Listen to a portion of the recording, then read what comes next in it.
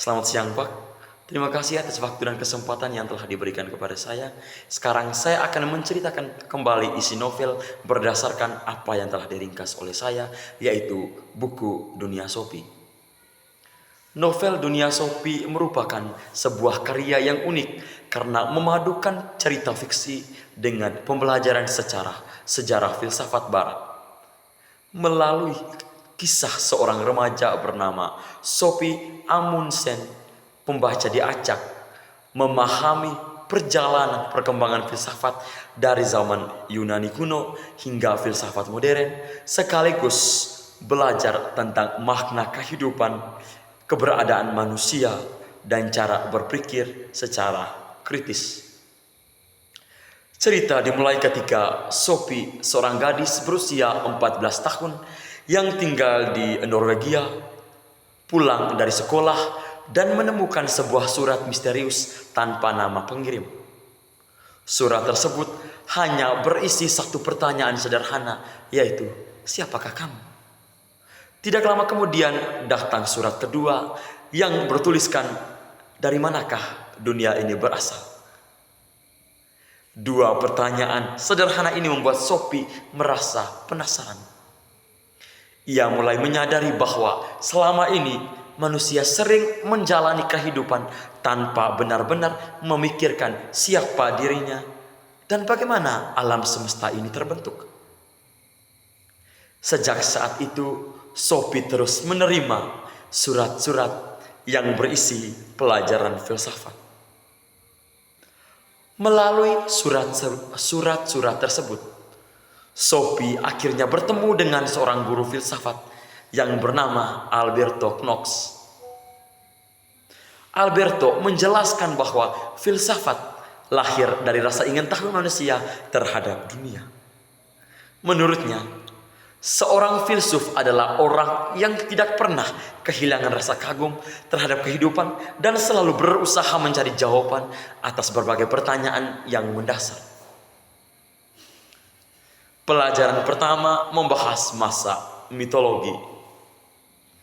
Pada masa ini, manusia menjelaskan berbagai peristiwa alam melalui cerita tentang para dewa dan makhluk gaib. Namun kemudian muncul para filsuf alam Yunani yang mulai menjelaskan alam menggunakan akal dan pengamatan, bukan lagi dari mitos. Sophie kemudian mempelajari pemikiran para filsuf Yunani kuno. Thales berpendapat bahwa air adalah unsur dasar segala sesuatu. Anaximander menyatakan bahwa segala sesuatu berasal dari zat yang tidak terbatas. Anaximenes menganggap udara sebagai unsur utama membentuk alam. Selanjutnya, Heraklitus mengatakan bahwa segala sesuatu selalu berubah, sedangkan Parmenides berpendapat bahwa perubahan hanyalah ilusi dan hakikat keberadaan sebenarnya tetap. Empedokles menjelaskan bahwa dunia tersusun atas 4 unsur, yaitu tanah, air, udara, dan api.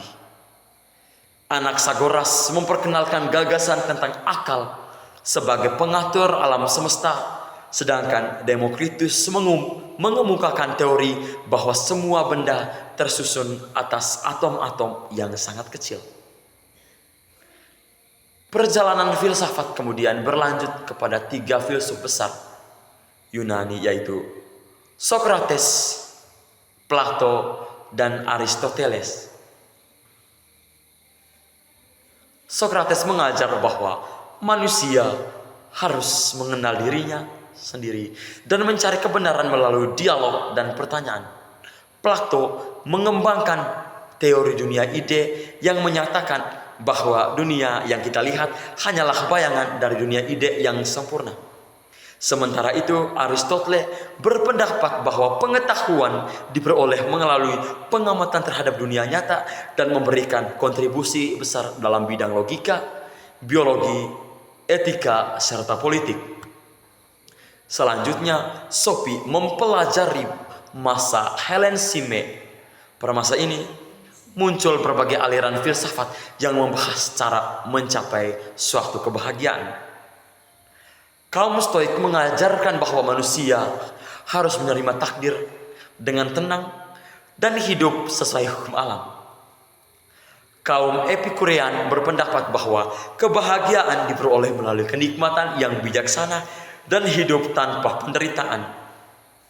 Sedangkan kaum Sinis mengajarkan bahwa hidup sederhana tanpa bergantung pada harta dan kemewahan semata. Memasuki abad pertengahan, filsafat mulai dipengaruhi oleh agama. Tokoh seperti Augustine dan Thomas Aquinas berusaha menyelaraskan akal dengan iman. Mereka percaya bahwa akal dapat membantu manusia memahami ciptaan Tuhan, tetapi wahyu tetap menjadi sumber utama dalam persoalan keagamaan. Pada zaman Renaissance, manusia mulai lebih menghargai ilmu, pengetahuan, dan kebebasan berpikir. Perkembangan ini melahirkan revolusi ilmiah yang dipelajari oleh Kopernikus, Kepler, Galileo. Mereka membuktikan bahwa alam semesta bekerja berdasarkan hukum-hukum yang dapat dipelajari melalui penelitian ilmiah. Kemudian, Sophie mempelajari filsafat modern. René Descartes terkenal dengan ungkapan, "Aku berpikir, maka aku ada," yang menegaskan bahwa berpikir merupakan bukti keberadaan manusia.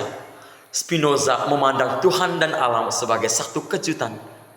John Locke berpendapat bahwa manusia lahir seperti kertas kosong dan memperoleh pengetahuan melalui pengalaman. David Hume mengkritik berbagai anggapan mengenai sebab akibat dan menjelaskan bahwa banyak keyakinan manusia tersebut karena kebiasaan semata. Pelajaran berlanjut kepada Immanuel Kant yang menggabungkan dua pemikiran rasionalisme dan empirisme. Setelah itu muncul Hegel yang memandang sejarah sebagai perkembangan gagasan. Soren Kierkegaard menekankan pentingnya pilihan dan tanggung jawab pribadi. Karl Marx menjelaskan bahwa kondisi ekonomi memengaruhi kehidupan masyarakat. Charles Darwin memperkenalkan teori evolusi melalui seleksi alam. Sigmund Freud menjelaskan pengaruh alam. Sigmund Freud menjelaskan pengaruh alam bawah sadar terhadap perilaku manusia. Sedangkan Jean-Paul Sartre menegaskan bahwa manusia bebas menentukan jalan hidupnya, tetapi harus bertanggung jawab atas setiap pilihan yang telah diambil oleh kita. Di tengah proses pembelajaran filsafat, Sophie mulai mengalami berbagai kejadian aneh.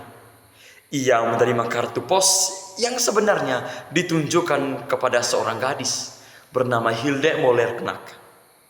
Lama-kelamaan, Sophie menyadari bahwa kehidupannya tidak berjalan secara normal. Menjelang akhir cerita, Alberto mengungkapkan kenyataan yang sangat-sangat mengejutkan. Sophie dan Alberto ternyata hanyalah tokoh dalam sebuah cerita yang dituliskan oleh ayah Hilde sebagai hadiah ulang tahun untuk putrinya. Menyadari hal tersebut, Sophie dan Alberto berusaha melawan kendali sang penulis dan mencari kebebasan mereka sendiri. Pada akhirnya mereka berhasil keluar dari dunia cerita, meskipun tetap tidak menjadi bagian dari dunia nyata. Sementara itu, Hilde yang membaca kisah Sophie mulai memahami bahwa filsafat mengajarkan manusia untuk berpikir kritis, mempertanyakan segala sesuatu, dan tidak menerima kenyataan secara begitu saja. Pengalaman tersebut juga membuat hubungan Hilde dengan ayahnya menjadi lebih dekat. Sebagai penutup, dapat disimpulkan bahwa dunia Sophie bukan hanya sebuah novel, tetapi juga merupakan pengantar yang menarik mengenai sejarah filsafat Barat. Melalui perpaduan antara cerita dan pembelajaran filsafat, pembaca diajak mengenal berbagai tokoh besar beserta gagasan mereka mengenai manusia, alam pengetahuan, moral, dan kehidupan. Sekian dan terima kasih.